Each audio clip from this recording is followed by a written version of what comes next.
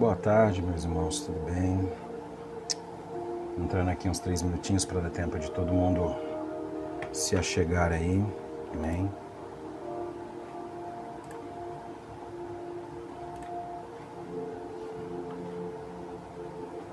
Aqueles que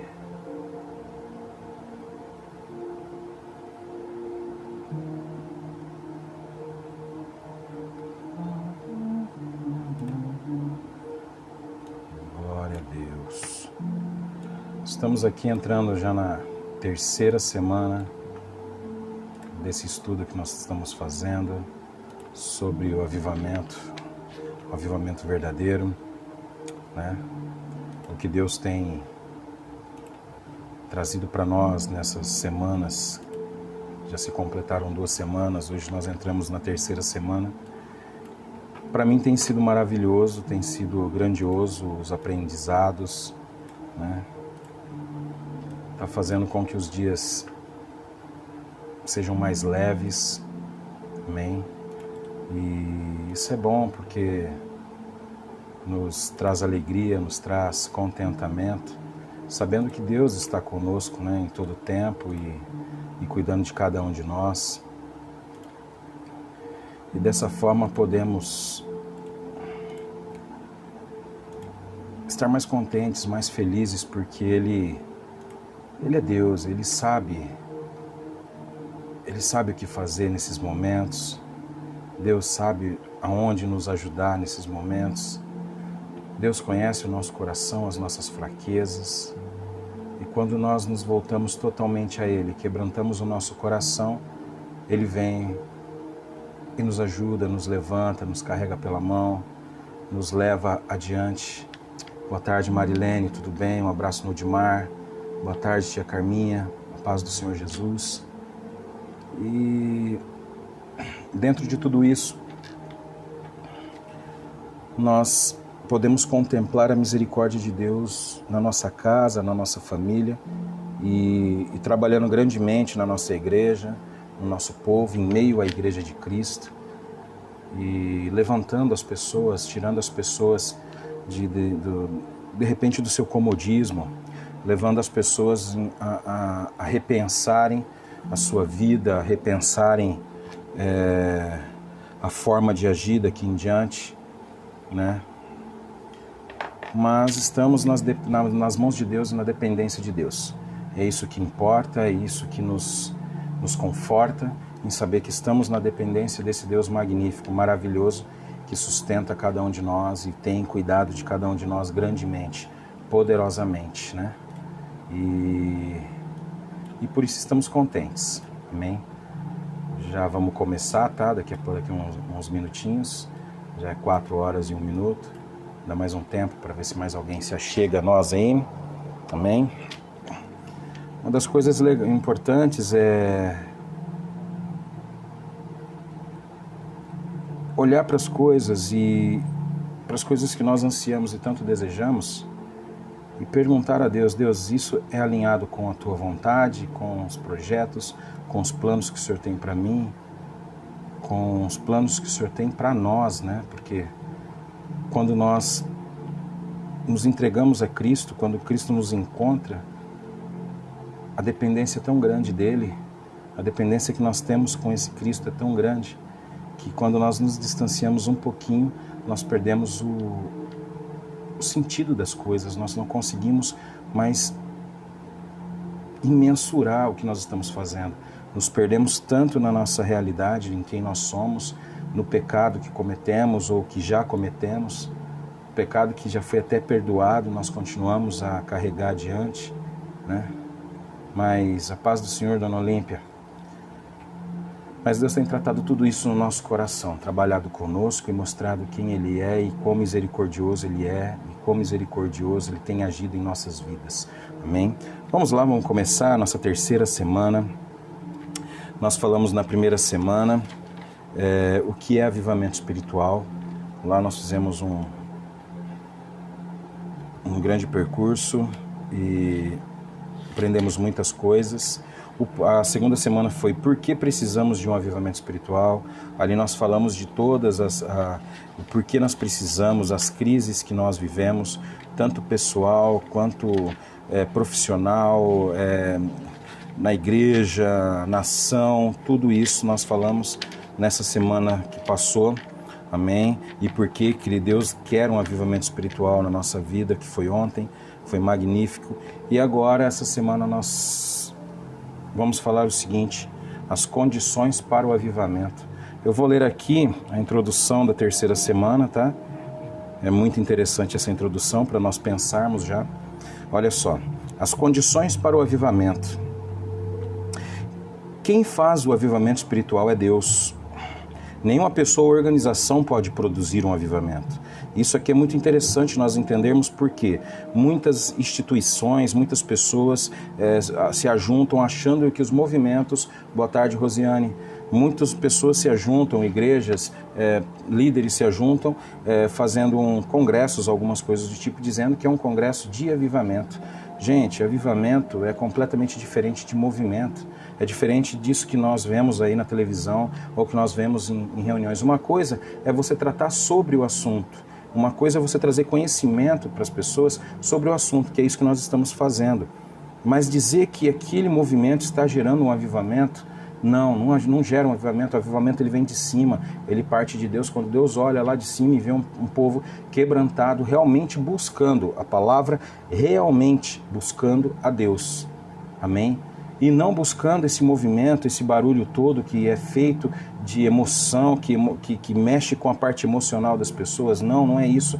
O avivamento ele é algo tão consciente, mas tão consciente que quem faz isso conosco é o Espírito Santo. E não existe nada mais consciente do que o Espírito Santo. O Espírito Santo ele não se engana em nenhum momento. O Espírito Santo não se deixa enganar em nenhum momento. Ele não sou eu, ele não é você, ele é o Espírito Santo de Deus. Então ele não aceita o engano, como ele não traz o engano. Então nós vivemos a verdade disso. Se nós vivemos a verdade de quem é o Espírito Santo, nós não nos enganamos. Amém? Então não é pessoas, não é nada disso. Deus escolhe sim pessoas para começar um avivamento. Mas quando essas pessoas se humilham a tal ponto, se jogam a tal ponto da dependência de entender que eu dependo de Deus. Deus é soberano, Deus é tudo. É Deus que faz, não sou eu não sou ninguém, eu não consigo fazer nada se não for por Deus. Eu não consigo dar um passo se Deus não permitir. Mas isso é só para quem vive essa vida com Ele.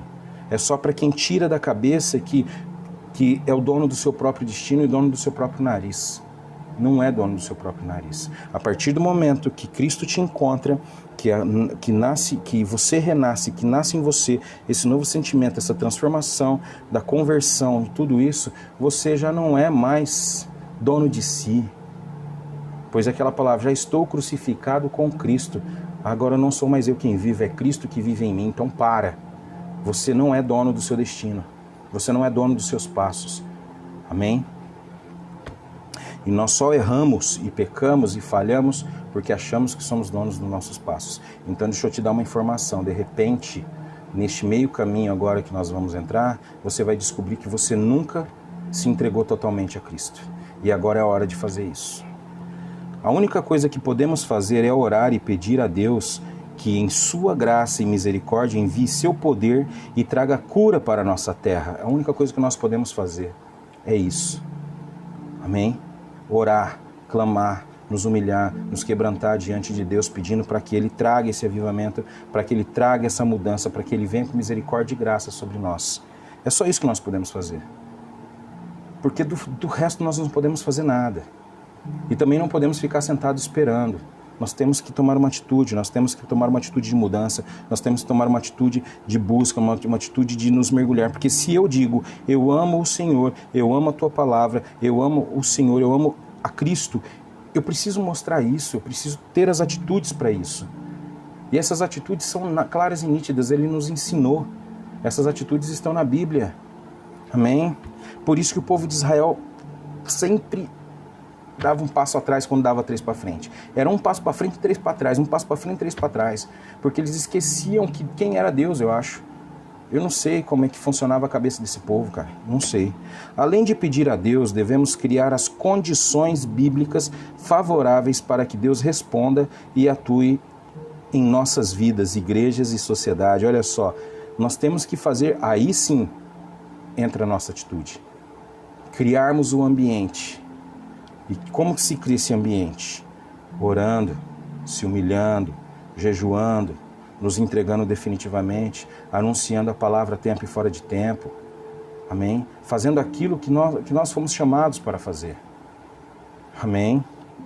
Nessa semana, vamos ver algumas dessas condições que Deus coloca diante de nós. Em 2 Coríntios, um texto que nós lemos muito, entendeu? Em 2 Crônicas 7, capítulo 7, verso número 14, ele mostra alguma delas. Olha só, vamos aqui grifar, olha. Grifa aí na sua mente.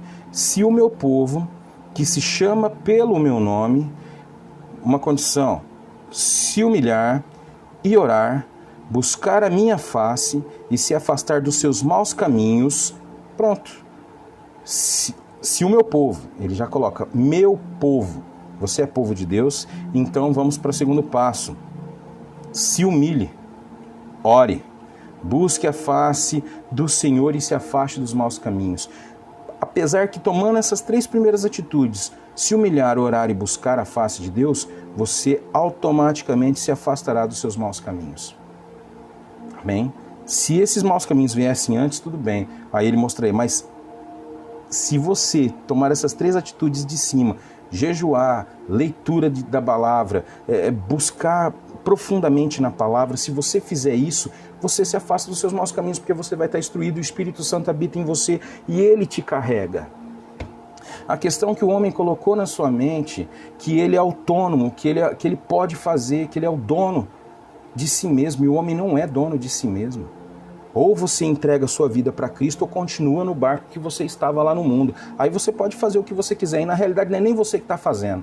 É Satanás que está te conduzindo, te levando para o buraco, te dando uma vida sossegada, uma vida próspera até às vezes, né? Porque muitas das vezes a gente olha para o nosso vizinho é ateu, ou seja lá o que for, o cara vive bebendo na esbórnia, trai a esposa e não sei o que, tá com a vida tudo reguladinha, tem dinheiro, tem carro do ano, casa bonita, tá tudo bem, tudo certo, tudo bem, mas você não sabe o interior desse homem e esse cara já está perdido. Aí nós queremos às vezes ser até quase um pouco parecido com ele, né? Não é isso? Mas esse homem, você acha que ele tem o domínio da vida dele? Ele não tem o domínio da vida dele, ao contrário.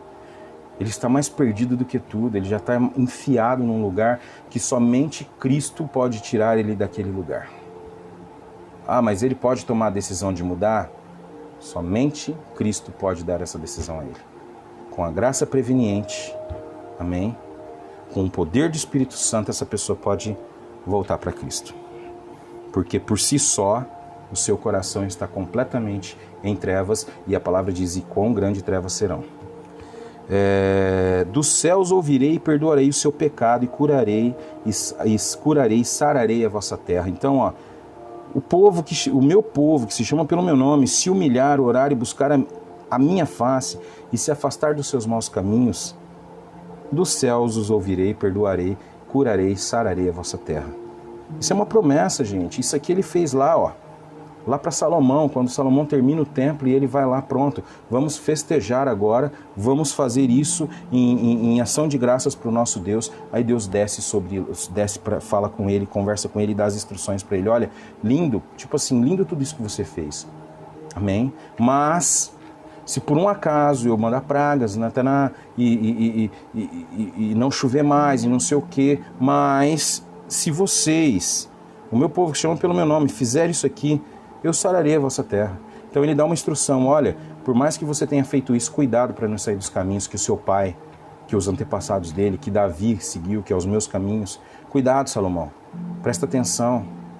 Mas ainda que vocês fizerem isso, se vocês fizerem isso, se humilharem e orarem, buscar a minha face e se arrepender do que vocês fizeram, assim como Davi fez, quando ele pecou, quando ele tomou a mulher de um amigo dele, quando ele foi lá e colocou o amigo dele para morrer lá na frente da batalha, para poder consertar a situação, ele soube se humilhar, ele soube se arrepender.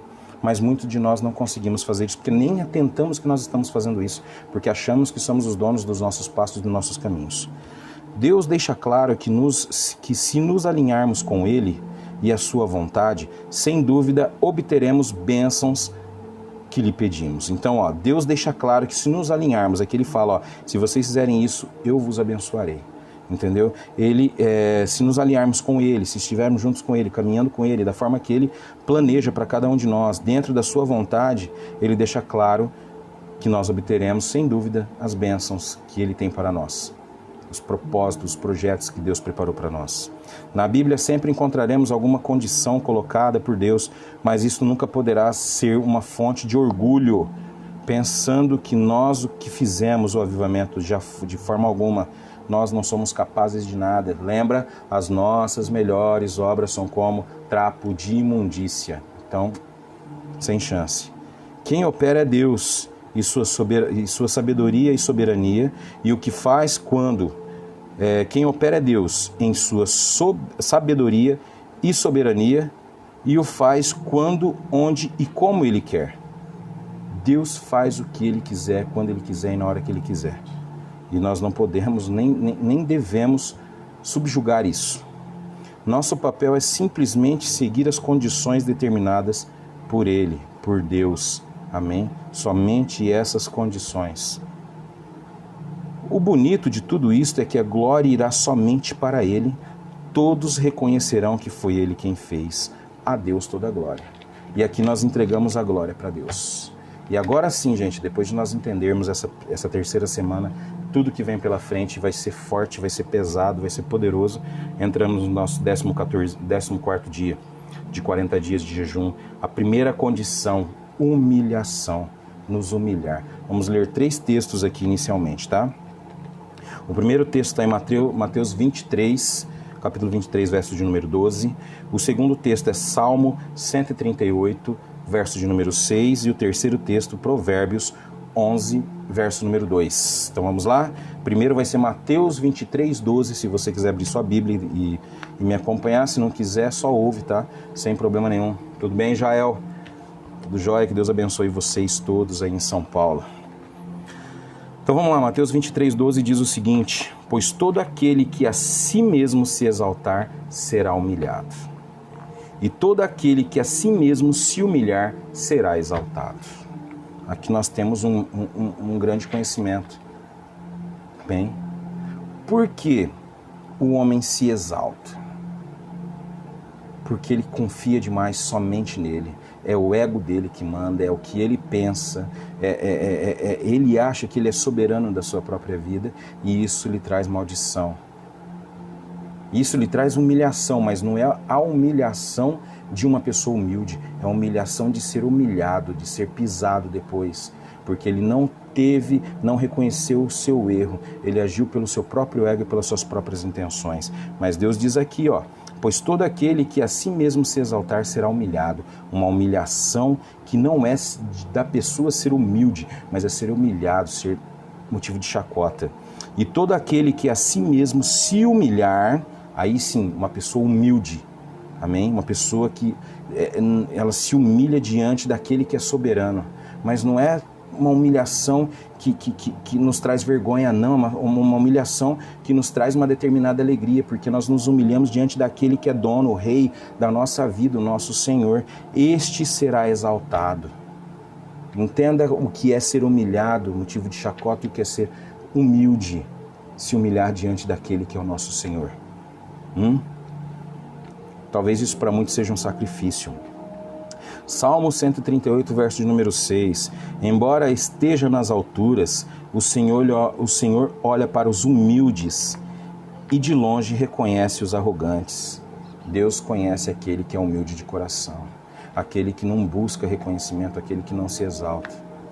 Está nos olhos dele, a pessoa reconhece pela pessoa dele, entendeu? Você olha para a pessoa e vê que ela não é uma pessoa que se sente demais.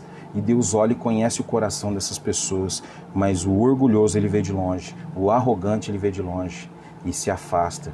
Quantos arrogantes, quantos orgulhosos que não se humilham diante do Senhor e acham que são dono da verdade, vão chegar naquele grande dia e vão falar: Deus, em seu nome, Jesus, em seu nome eu expulsei demônios, em seu nome eu fiz isso. Jesus vai virar para eles: não, eu não te conheço, nunca te vi e nunca ouvi falar de você. Isso é ser humilhado. Agora, ser humilde é aquele que, quando olha para o Pai, se joga de joelho, derrama lágrimas de alegria e sente a presença dele e sabe que o poder de Deus é tão grande que você não consegue ficar de pé. Aleluia. Provérbios 11, verso de número 2. Quando vem o orgulho, chega a desgraça, mas a sabedoria está com os humildes. Por que a sabedoria está com os humildes? Os humildes sabem reconhecer o seu lugar. Os humildes sabem reconhecer quem está acima dele. O humilde sabe se portar, mesmo onde ele é o centro das atenções. O humilde, ele não se coloca na frente da glória de Deus. E aqui nós estamos falando unicamente, exclusivamente de cristãos, de servos, de discípulos. Esses humildes que nós falamos aqui, que se humilham, mas se humilham com alegria, se humilham por serem simplesmente humildes. Não para serem motivo de chacota como os outros, como os arrogantes, como os orgulhosos, não. Mas aquele que se humilha porque ele é humilde de coração. E ele reconhece que ele é filho, ele reconhece que ele é servo, ele reconhece que ele é escravo de Cristo. Amém? Coloca isso na tua cabeça e tenta entender o que é ser humilde diante dos olhos de Deus. Ele conhece o teu coração, ele sabe se você é ou não é. Tá? Uma falsa humildade, gente, soa facilmente, você pode enganar muitas pessoas, mas aqueles que seguem a Cristo você não engana. Amém? E olha, o que diz Isaías 57, verso de número 15. Pois assim diz o alto e sublime, que vive para sempre, cujo nome é santo. Habito em lugar alto e santo, mas habito também com o contrito e humilde de espírito, para dar novo ânimo ao espírito do humilde e novo alento ao coração do contrito. Deus sabe, Ele habita no mais alto lugar, mas Ele vem com teu Espírito Santo e habita dentro de mim e de você. Pois Ele conhece o nosso coração, Ele sabe das intenções do nosso coração. Mesmo que nós erramos, mesmo que nós falhemos, se seu erro e sua falha conter humildade, não soberba, e se você errou porque você não se atentou simplesmente a alguma ordenança a respeito da aliança que Deus tem contigo, e você se arrepender, dobrar os seus joelhos, virar para Deus e falar: Deus, me perdoa, eu não me atentei a isso. Isso é ser um coração humilde, mas tem gente que comete isso, acha que está indo tudo bem, porque pessoas o aprovaram pelo fato dele ter feito aquilo, e isso leva a pessoa à desgraça. Mas Deus conhece um coração bom, um coração contrito, um coração quebrantado. E Ele vem lá do alto céu e habita dentro desse coração, através do Espírito Santo que vem dele, do que é o Espírito Santo que é um com Ele, com o Filho Jesus. Amém? Humilhação é a afirmação da sua incapacidade e reconhecimento da dependência de Deus. Olha só, humilhação é a afirmação da sua incapacidade e reconhecimento da dependência de Deus. Os textos acima mostram a importância da humilhação. O humilde será exaltado. O Senhor olha para o humilde e o humilde é sábio e finalmente Deus habita entre os humildes. Ele diz isso em todos esses textos. Olha só, vamos repetir. Os textos acima mostram a importância da humilhação. O humilde será exaltado. O Senhor olha para o humilde é sábio e finalmente Deus habita entre os humildes. E essa humildade, eu já te falei, é a humildade de coração, é a humildade de saber quem você é e da incapacidade de saber que você é incapaz de ter todo o pleno conhecimento e viver nas dependências do Pai. E se entregar na dependência dEle, se colocar diante dEle. E viver daquilo que Ele tem para nós e não daquilo que nós achamos que Ele tem que nos dar. Amém? Por outro lado, os mesmos textos mostram o mal do orgulho. O que se exalta será humilhado. Deus sabe quem é o arrogante, o orgulho traz a desgraça e precede a morte. Gente, é muito sério, sabe? Não é porque de repente você tem um conhecimento vasto da palavra de Deus que você detém todo o conhecimento e toda a sabedoria. Muitos homens hoje que detêm esse conhecimento da palavra de Deus usam essa palavra para o seu próprio ego, para o seu próprio prazer. Uma das coisas que vem acontecendo terrivelmente no nosso tempo, e pela misericórdia de Deus, dos movimentos já está dando uma enfraquecida, mas ele cresce rapidamente e vai crescer novamente, eu acredito, depois dessa crise que nós estamos tendo, que é a teologia da prosperidade. Aí agora surgiu a teologia do coaching, a teologia, e vai existindo teologias. Então assim, gente, nós precisamos entender e buscar essa sabedoria, esse conhecimento que o Espírito Santo nos dá, esse discernimento que o Espírito Santo nos dá. Viver na dependência de Deus, viver buscando a vontade de Deus para cada um de nós. Esse é o intuito de Deus. Esse é o intuito do Espírito Santo que habita em mim e em você.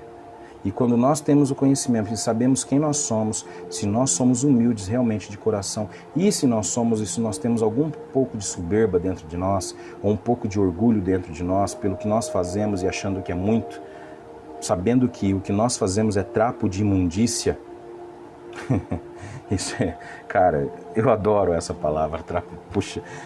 Você sabe por que eu gosto muito dessa palavra? Que as nossas melhores obras são comparadas como trapo de imundícia? Porque eu pensei alguma vez que eu pudesse ser alguma coisa, e aí eu descobri essa palavra.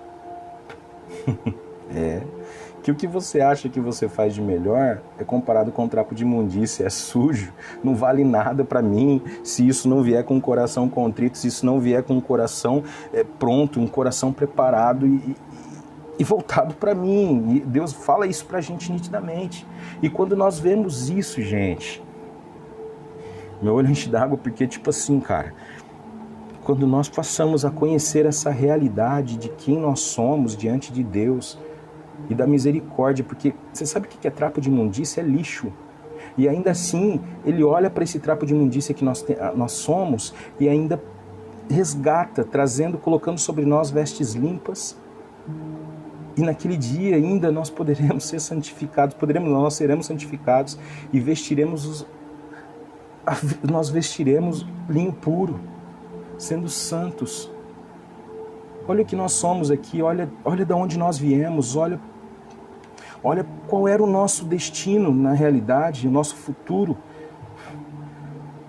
Era um lago de chama, de tristeza e de dor. E hoje, por causa da morte de Jesus Cristo, do sangue de Jesus Cristo, eu e você somos lavados e remidos, e nós temos a chance e a oportunidade de estar sentado com Ele, olhando para a graça e para a misericórdia de Deus, dizendo: santo, santo, santo, santo é o Senhor. E você descobre isso quando você descobre quem você é, o trapo de imundícia, o lixo que você é, e quão bom e misericordioso e maravilhoso é esse Deus. E aí você sabe, e você aprende, e o seu coração se prepara para ser humilde, e o seu coração se prepara para ser melhor. Entenda uma coisa, gente. Não é porque às vezes você passa, por exemplo, eu vou dar um exemplo, as pessoas olham para mim, de repente, eu sou um cara um pouco sisudo, quando eu não conheço a pessoa, eu fico um pouco afastado, eu primeiro olho de longe para as pessoas olham para mim. Muitas das pessoas que hoje são muito meus amigos, que vivem na minha casa, pessoas que eu conheço, falavam: cara, eu pensei que você era um entojo. Amém? Eu sou chato nas coisas. E é impressionante, isso aqui eu já fui chamado a atenção. Eu sou chato nas coisas de Deus. Nas outras coisas eu não me importo. No meu trabalho eu já não sou mais tão preocupado com o meu trabalho, nas coisas assim. Mas nas coisas de Deus eu sou muito chato, eu sou muito criterioso. Você sabe por quê? Porque eu aprendi, eu entendi quão importante é essa obra. E essa obra é salvar vidas. É ser humilde e salvar pessoas e mostrar para elas como elas devem ser e o que elas devem fazer para alcançar a graça e a misericórdia de Deus. É isso, gente, é isso. E essa é a maravilhosa graça de Deus, entendeu? A maioria das pessoas se torna orgulhosa por causa do senso de independência. querem fazer as coisas sem ajuda ou apoio de outras pessoas, principalmente de Deus. Nós não nascemos para ser sozinhos. Não nascemos para ser sozinhos. Eu confesso para vocês que eu tenho o costume de fazer as coisas mais sozinho mesmo. Quando eu tenho que fazer alguma coisa e está na minha mente, eu sei que sozinho eu vou conseguir cumpri-las. Mas num determinado momento eu vou precisar de ajuda de alguém. Aí sim eu incomodo a outra pessoa e chamo elas para essa conversa, para me auxiliar. Mas enquanto eu puder fazer sozinho, sem ter que incomodar as outras pessoas, eu não incomodo. Mas chega um período, um momento que nós precisamos da ajuda. Amém? E principalmente aqueles que estão perdidos. Eles precisam de uma boca. Eles precisam de uma boca que anuncie a palavra de Deus. De um ombro para chorar. De um olho para olhar no olho e falar: olha só para mim, me ajuda, porque eu preciso da sua ajuda. Mas muitas pessoas não se quebrantam a esse ponto. Você sabe por quê? Porque elas são orgulhosas, ou porque ela olha para você e você também é uma pessoa orgulhosa. Sim. Eu tenho uma matemática comigo, gente. Quem me conhece sabe. Olha, eu sou da seguinte forma: eu sou uma pessoa muito quieta, muito reservada na minha. Sou brincalhão quando tem que ser. Sou sério quando tem que ser. E tô quando tem que estar. E quando eu não tiver que estar também eu não vou estar. Eu não vou estar atrapalhando ninguém. Não vou estar fazendo nada para... Gente, nada do que eu faço é para aparecer, mas quando eu faço de verdade. Essa é a diferença. Sabe por que eu faço de verdade? Quando eu falo que eu faço de verdade? Porque Deus me sustenta para fazer de verdade. Eu não faço nada da minha boca. Se for para o reino de Deus, é nada. Nada do que eu faça é minha boca. Nada. Amém? Então, a maioria das pessoas, elas tem esse senso de independência, de achar que pode fazer tudo sozinho e não pode. Essas pessoas, elas buscam, elas são orgulhosas, são difíceis de se quebrantar, mas elas precisam entender que elas precisam se quebrantar e ela precisa da minha, da sua ajuda, da ajuda dos filhos de Deus para poderem se quebrantar e compreender e entrar no caminho que nós hoje seguimos. Amém? E uma das coisas que eu deixo bem claro, gente, caminhar com Cristo não é fácil. Você sabe por quê? Porque as mentiras não vão existir mais. É um caminho que só existe verdade. Não tem como você contar história. Não tem como você mentir. Não tem. Não tem. Tudo isso se revela diante de Deus. Pensam que têm o poder de conseguir fazer e obter coisas pela sua própria capacidade, até que caem numa situação sem solução e aí começam a se humilhar e depender de Deus. Uma das coisas na minha vida, nesse pequeno tempo que eu tenho de vida, 40 anos, eu já vivi muitas coisas, né? Até meu sogro brinca, fala que eu tenho mais idade do que eu falo, que meu pai me registrou com 10 anos, né? Pode ser, viu, gente?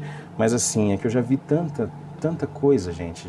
Eu mesmo já passei por tanta coisa. Eu era uma pessoa muito orgulhosa, eu era uma pessoa prepotente e arrogante, sim, entendeu? Mas era meu mecanismo de defesa. No fundo, eu era uma pessoa muito simples de se conviver e de viver.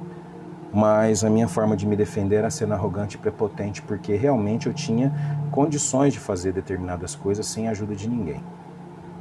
Principalmente pela educação que eu tive, a forma como eu vivi. Eu sempre vivi muito sozinho, eu sempre tive que fazer as minhas coisas, certo? E isso me transformou numa pessoa um pouco mais dura, né? E também me trouxe certos benefícios e certos malefícios.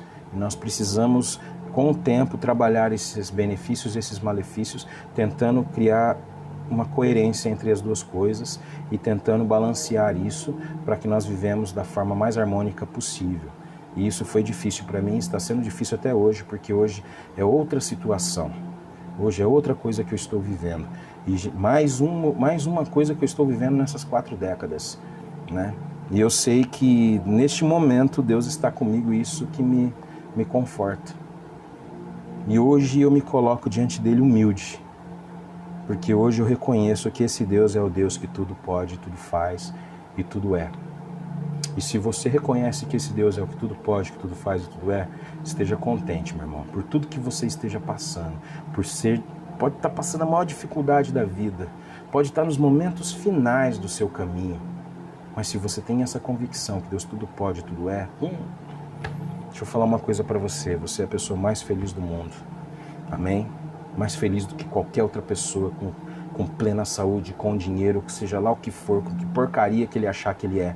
Você é a pessoa mais feliz do mundo porque você sabe e reconhece quem é o seu Deus. Mas o incrível é que o orgulho tem tanto poder.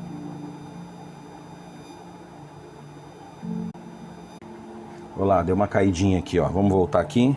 Mas o incrível é que o orgulho tem tanto poder maligno que escraviza e prende as pessoas de tal forma que, mesmo estando em situação de miséria, moribundos diante dos portais da morte, não reconhecem que precisam da graça e misericórdia de Deus e não se humilham, nem se entregam a Cristo.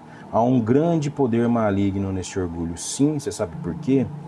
É o seguinte, eu não posso citar o que eu penso, porque o que eu penso vai contra algumas coisas que muitos outros pensam e eu respeito isso. Mas uma das coisas muito importante, você acha que você pode fazer todas as coisas? Você não pode. Você acha que pode decidir por si só? Você não pode. Você pode até caminhar num período da sua vida com essa condição. Você pode até estar caminhando achando que você é o dono do seu destino. Mas deixa eu te falar uma coisa. Só existem dois caminhos. Isso nós sabemos. O caminho da verdade e da vida, que é Jesus Cristo, e o outro caminho, que é da morte eterna e do sofrimento eterno com Satanás. Você sabe que existem esses dois caminhos? Não sabe? Exatamente. Feliz é aquele que foi encontrado por Jesus Cristo, pela verdade, pelo caminho da verdade, pela luz que dissipa toda a treva que habitava em nós. Feliz é esse homem, porque aquele que não reconhecer e não souber e não buscar entender e compreender essa palavra e achar que ele é o dono do teu próprio caminho e pode todas as coisas e decidir todas as coisas, deixa eu te falar, se você não está com Cristo, você está com o diabo. E isso, gente, sem dúvida, ou você está com Cristo ou você está com o inimigo. Não dá para seguir a dois senhores. A palavra já diz, ou você agrada um e desagrada o outro, e assim vice-versa. Então virar para mim falar que o homem tem, sim, o poder de decisão, tem. O homem pode decidir com quem ele casa, a cor do carro que ele compra, a casa que ele vai morar, o trabalho que ele vai fazer, se ele vai ser honesto ou não. Isso aí sim, são coisas naturais, né? São decisões naturais. Agora virar para mim e falar que ele pode decidir o seu próprio caminho, até encontrar Cristo, ou melhor, até Cristo lhe encontrar, gente, isso é uma contradição tremenda, me desculpa, tá? Mas isso aí é o que o Carlos pensa, tá? É o que o Carlos pensa. E o que o Carlos pensa é o seguinte, eu já vi muitas pessoas andando no caminho de Cristo, falando eu sou cristão, eu sou cristão, eu sou cristão, mas pelas atitudes que elas tinham, pela forma como elas já caminhavam na sua própria vida, você sabia que ele não estava caminhando com Cristo. E logo mais lá na frente, lá adiante, o que ele estava procurando era sucesso, era realizações pessoais e não as coisas do reino.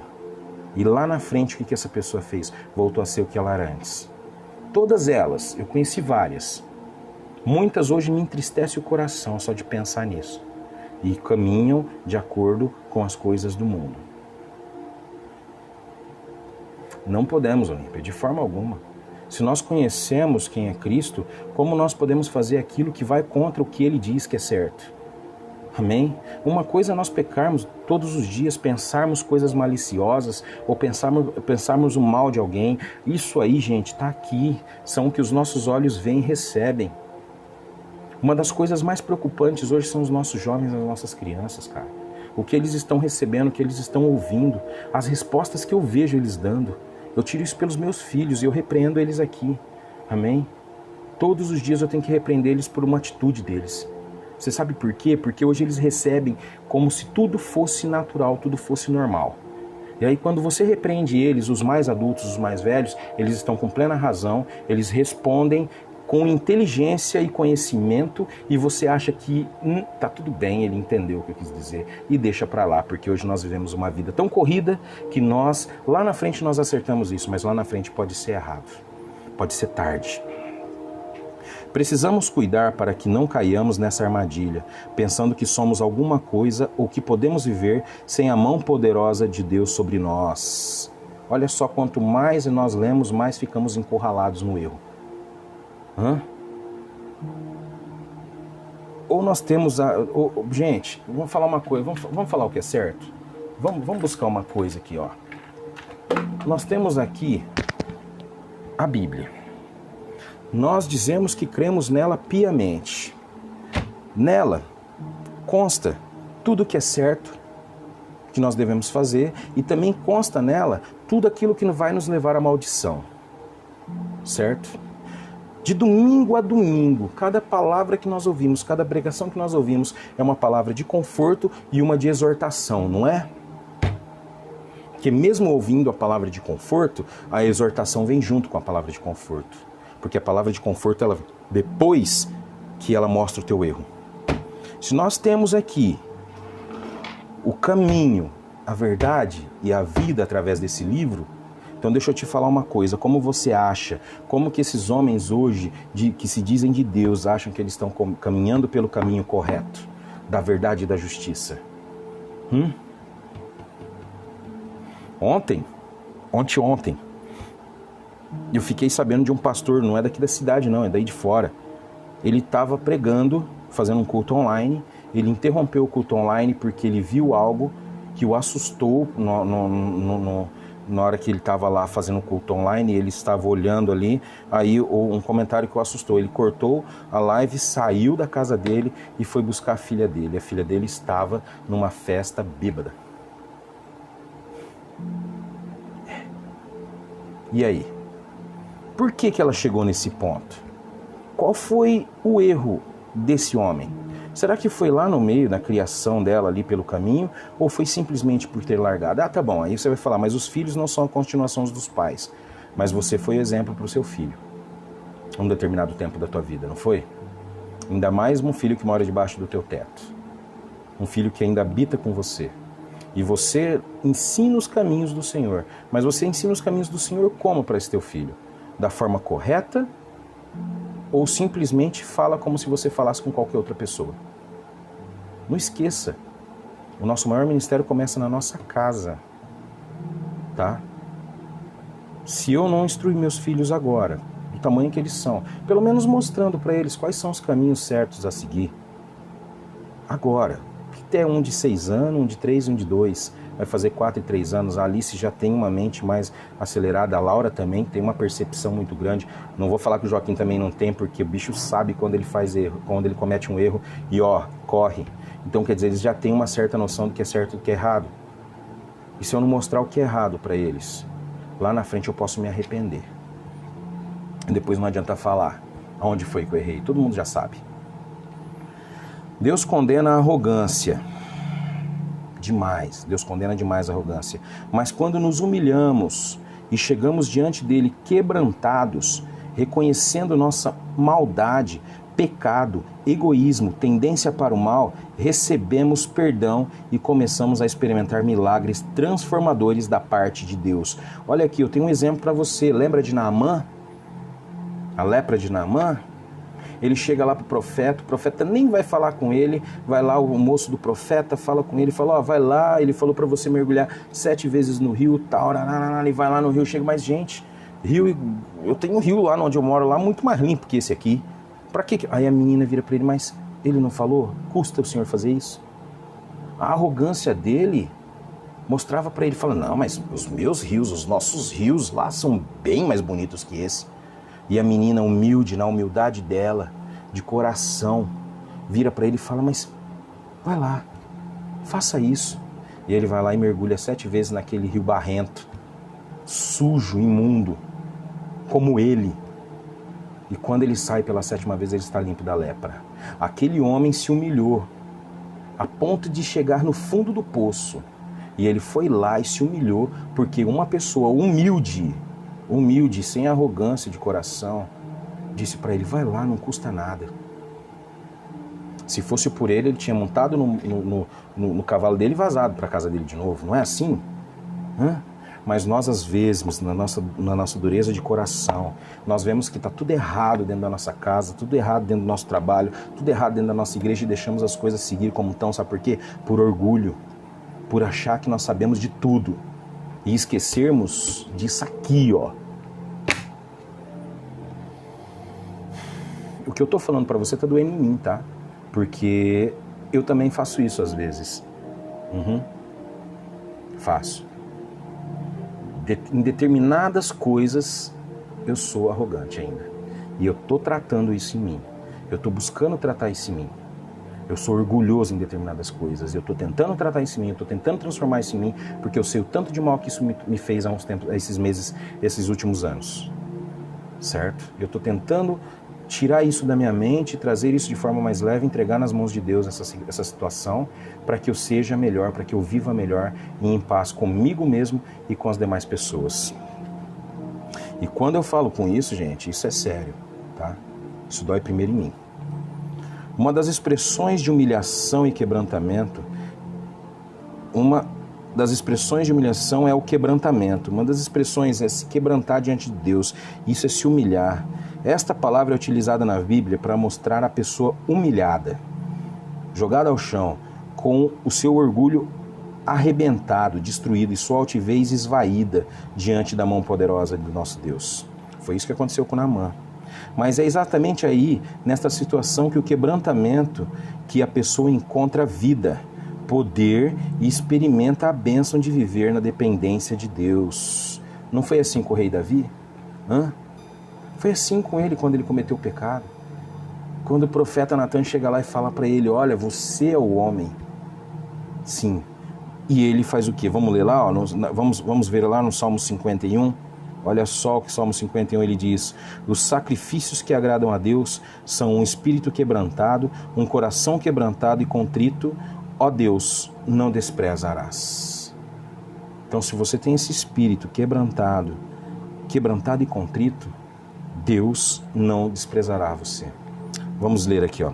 No Salmo 51, Davi, o rei de Israel, abre mão da sua posição e, quebrantado diante de Deus, reconhece e confessa seu pecado e pede perdão.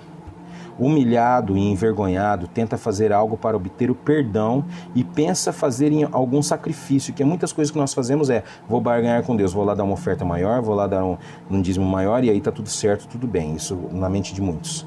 Mas chega à conclusão de que Deus está muito mais interessado na atitude de um coração quebrantado do que em rituais religiosos. Olha só. Vejam a afirmação dele, que foi esse texto que nós lemos. Os sacrifícios que agradam a Deus são um espírito quebrantado, um coração quebrantado e contrito. Deus não os despreza. Não adianta você fazer os 40 dias de jejum aqui, amém, simplesmente por uma barganha ou qualquer outra coisa. Às vezes é melhor você nem jejuar.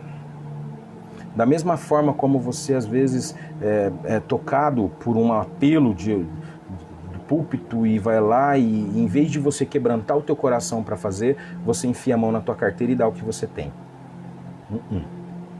Isso não resolve. Você vai simplesmente dar dinheiro, mas você não deu o seu coração.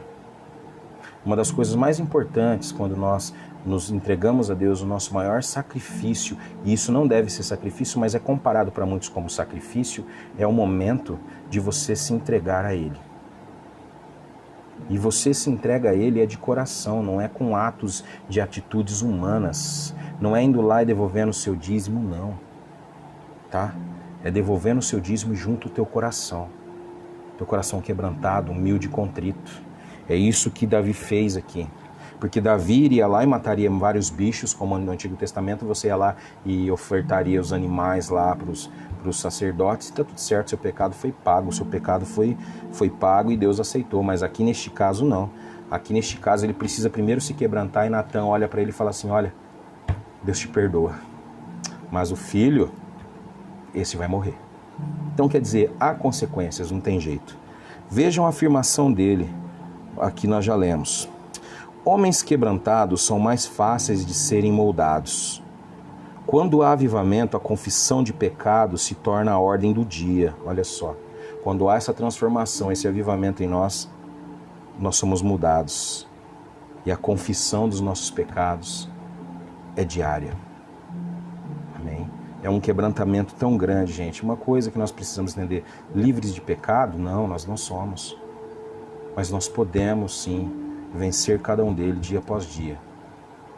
Sabe, quando você tem aquele negócio, aquele pecado, aquele teu vício, e você pega ele Digamos que esse é meu vício. Aqui é água, tá, gente?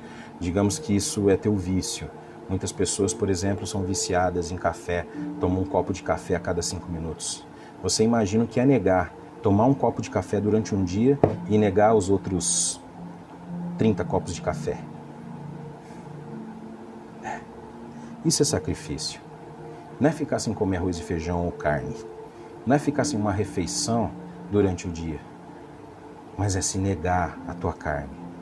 É aquilo que você é viciado. Sim, aquilo que te tira da fonte, aquilo que te tira do alvo. Você já se perguntou, já colocou diante de Deus, porque nós falamos muito de convicção de pecado no TSD e aqui no começo também nós falamos de convicção de pecado, porque o avivamento, a verdadeira transformação, a verdadeira conversão, a verdadeira entrega, ela causa isso, convicção de pecado. Então não é possível que você não cometeu um pecado hoje e já você não o reconheceu. Se você não reconheceu o pecado que você cometeu hoje, eu peço para que o Espírito Santo te ilumine agora e te mostre. Porque pode ser que esse pecado você esteja cometendo todos os dias, ou vários outros, você esteja cometendo todos os dias achando que é comum, achando que é normal. Amém? A santificação será o principal objetivo da vida. Quero ser como Cristo. Será a canção do coração. É querer ser como o nosso Senhor, o nosso Salvador. Ser semelhante a Jesus será o desejo que guiará seu pensamento e ações. Olha que maravilha. O nosso orgulho é um impedimento às nossas orações, mas o nosso quebrantamento abre os céus e toca o coração amoroso e responsivo de Deus. Aleluia. É isso, gente. Espero que vocês tenham compreendido. Peço desculpa às vezes, a forma como eu falo, mas é que é tão poderoso que Deus fala com a gente. E principalmente quando primeiro cutuca nós por dentro, quando nós falamos, e aquilo já me traz uma transformação de dentro para fora, porque eu tiro de dentro de mim aquilo e já peço perdão para Ele agora, e aquilo vai me aliviando, me tirando peso, cara. Isso eu acredito também que aconteça com vocês quando vocês entendem, compreendem essa palavra, e Deus toca, o Espírito Santo age na sua vida e muda as coisas que estão aí dentro. Meu Deus do céu. Esse foi o nosso 14º dia, gente, só. Faltam 26 dias pela frente. Vai ser pegada, vai ser maravilhoso, vai ser transformador, vai ser grandioso, sim. Quiçá, oxalá venha um avivamento sobre nós, sobre mim, sobre você, sobre a nossa igreja, sobre Alto Alegre, né, Marilene? Sobre Penápolis, sobre a nossa cidade, sobre a nossa casa, sobre a nossa família. Amém? Gente, nós precisamos crer. Precisamos nos humilhar, é o primeiro passo. Nos humilhar diante de Deus. Entregar o nosso coração sujo e imundo nas mãos dele, para que ele purifique e lave esse sangue, com o seu sangue, mais uma vez, o nosso coração. E assim nós possamos nos tornar perdoados e remidos e lavados e transformados pelo sangue de Cristo. Isso é poderoso quando nós entendemos. E quando eu falo poderoso, não é esse poderoso que dizem por aí, não. Você sabe o que é poderoso? Poderoso é o Cristo, é o Salvador, é o Messias, é o sacerdote, o sumo sacerdote da nossa vida, o Cordeiro que morreu calado, que quando disse tudo está consumado, nós pudemos estar felizes, porque ali nós recebemos vida e vida em abundância, através da morte e da ressurreição. E a mensagem principal de tudo isso é Cristo Jesus. É a morte e a ressurreição dele. É o sangue derramado por Cristo. São os anos que ele passou na terra, os 33 anos, ensinando, nos últimos 3 anos de vida, nos evangelhos, ensinando como é andar, como é caminhar. Pegou 12 homens completamente diferentes, alguns cultos, outros não, e ensinou para eles o que é ser filho, o que é ser discípulo e o que é fazer discípulos. E desde quando Jesus Cristo foi ao céu novamente, preparar morada para aqueles homens e para nós que hoje vivemos o Evangelho de Cristo, aqueles homens pegaram e foram e seguiram o caminho da verdade, da vida e da justiça e levaram o Evangelho a todos os lugares possíveis. Logo depois ele unge Paulo, levanta Paulo, um dos maiores perseguidores da igreja, um dos maiores perseguidores dos cristãos, usou um dos homens mais intrépidos que tinham, um dos homens que tinha convicção do que ele estava fazendo, transformou aquele homem em Paulo. E Paulo não mediu esforços, assim como ele não mediu esforços para matar cristão. Os olhos dele se abriu. Ele reconheceu a Cristo. E aí ele foi pregar o evangelho mais longe, e mais longe, e mais longe, e morreu pregando o evangelho de Cristo.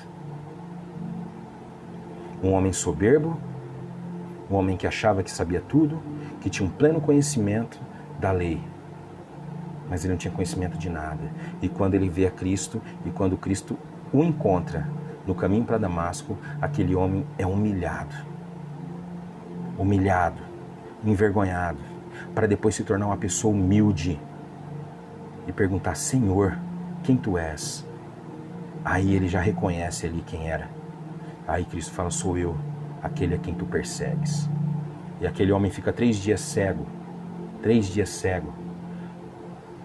até ser tocado, e os seus olhos se abrirem, até ser batizado e se voltar totalmente para Cristo. E aí ninguém segurou mais aquele homem. Ele continua sendo Paulo, ele continua sendo um homem humilde, mas ele continua sendo um homem forte. Ele continua sendo um homem com poder, porque ele sabia quem que era Cristo. Mas ele não era arrogante, ele não se exaltava, ao contrário. Mas Deus ainda preparou uma coisa para ele, Jesus ainda preparou uma coisa para ele. Colocou um espinho na carne, um demônio para esbofetear todo dia ele. Porque, gente, se Jesus Cristo aparece para mim hoje e fala comigo, cara, eu acho que eu flutuo, eu vou achar que eu sou o melhor do mundo. Se Deus não colocar um espinho na carne, como colocou no Paulo, para falar: olha, você não é nada. Gente, é complicado isso, é muito complicado. Para você ver que Deus faz o homem e Deus coloca o homem no seu devido lugar, né? Então, nos entreguemos a Cristo. Voltemos o nosso coração, a nossa mente, os nossos olhos, os nossos lábios. Amém? Motivos de oração de hoje. Peça ao Espírito Santo que lhe ajude a ver o orgulho em sua vida, reconheça e peça perdão a Deus. Ore para que venha uma humilhação e quebrantamento em nossas igrejas, transformação. Ore pela nossa nação para que deixe o orgulho e se humilhe e reconheça sua dependência de Deus. Amém? Vamos orar. Senhor, meu Deus, meu Pai. Primeiro eu me coloco diante de Ti, Senhor, assim como os meus irmãos que estão lá do outro lado, Senhor, assistindo e ouvindo a Tua palavra, aprendendo mais de Ti, Senhor.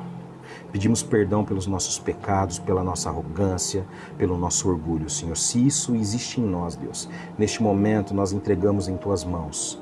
Retira isso de nós, mostra qual é o nosso orgulho, mostra qual é a nossa arrogância, qual que é a nossa falha, qual que é o nosso pecado, Senhor. E já pedimos perdão, colocando isso em Tuas mãos. Destrua neste momento todo o orgulho, Senhor, que nos tira do Seu caminho, que nos coloca e nos leva para a treva, Senhor, e não para a Sua luz, Pai. Mas agora, neste momento, com o Seu perdão, com a Sua misericórdia, Deus, essa luz entra em nós e habita em nós, retirando todo o mal que habita em cada um de nós, Senhor. Faça isso também em nossa igreja, Deus, o orgulho da nossa igreja, que a nossa igreja se humilhe e se quebrante diante de Ti, Senhor, para que ela se torne uma igreja santa, uma igreja pura, uma igreja imaculada, Senhor, meu Deus. Preparando pessoas para levar o Seu evangelho a todos os cantos, Pai. Em nome de Jesus, Senhor. Que o nosso Brasil, que o nosso país, Senhor Deus, que o mundo, Senhor, reconheça o Senhor. Que o mundo, Senhor, mostre e reconheça a dependência que Ele tem de Vós, Pai. Muda a nossa sociedade, muda os nossos líderes, o coração de cada um deles, Senhor. Destruindo e dissipando toda a corrupção dessa terra, começando por nós, pelos pequenos até o maior, Senhor Deus. Porque nós sabemos que a corrupção vem de baixo, Senhor. A corrupção começa em nós, Deus. Então nós pedimos, ó Pai, vá destruindo esse costume, essa mania, Senhor Deus, de tudo levar vantagem, Pai, mas nos coloque em plena condição de recebermos a graça e a misericórdia que vem de Ti, justo, reto, fiel, justificador, santo, santo, santo é o Senhor Deus. Pedimos perdão, Pai, e desde já agradecemos pela Sua misericórdia e graça, por poder usar o Teu Espírito Santo poderosamente para nos mostrar, nos ensinar e falar conosco, Senhor Deus. Se for necessário, quebra-nos, Senhor, e faz de novo.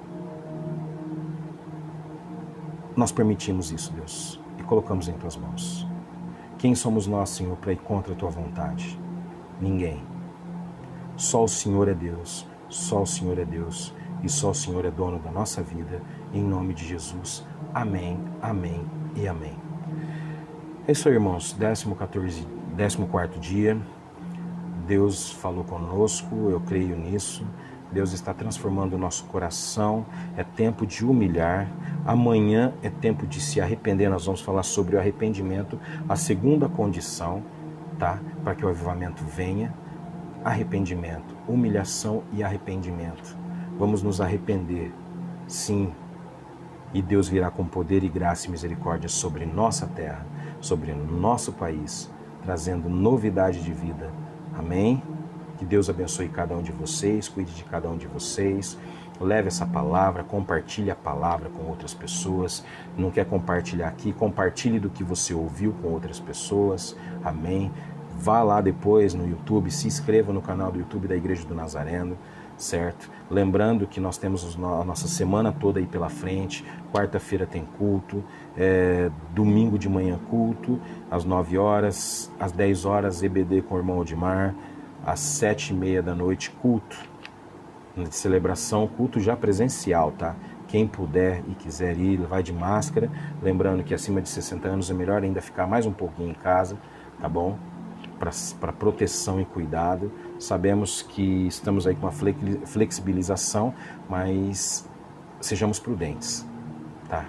Sejamos prudentes, em nome de Jesus. Que Deus os abençoe e guarde cada um de vocês e que o Espírito Santo venha com toda a luz e toda a graça sobre a casa de cada um e sobre a mente de vocês, trazendo a luz da realidade, a luz da verdade de quem é Cristo. Tchau, gente. Deus vos abençoe grandemente em nome de Jesus. Amém e amém.